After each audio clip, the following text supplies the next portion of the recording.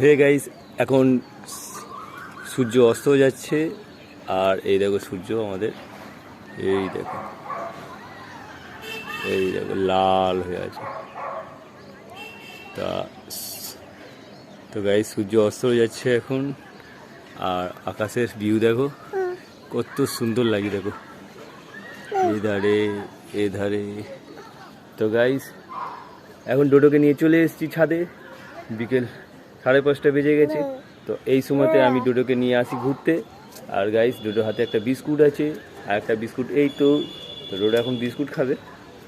আজকে সকালের দিকে একটু বাজারে গেছিলাম, তো এতটাই গরম পড়েছিল, এতটাই রোদ পড়েছিল যে ডোডো ঘেমে স্নান হয়ে গেছে। আর ডোডোর খুব আর কি কষ্ট হয়েছে, ঘুমিয়েও পড়েছিল। তা দুপুরবেলা এসে ওকে স্নান করিয়ে খাইয়ে দিয়ে শুয়ে দিয়েছিলাম, তো ভালোভাবে ঘুমিয়ে পড়েছিল।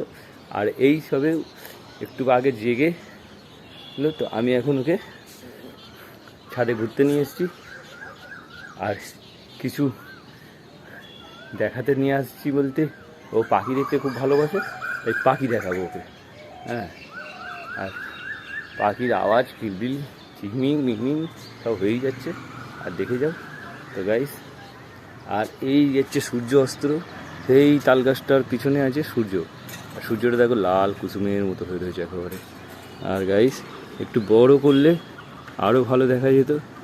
তা এই হলো আমাদের ছাদে উঠলে টোটাল ভিউটা পুরোপুরি একদম এইরকম, nice to nice, heavy heavy heavy যাকে বলা যায় হেভি। এই দেখো, সেই দেখো ছাদ, দেখো আমাদের ছাদ, নাও ভিউ।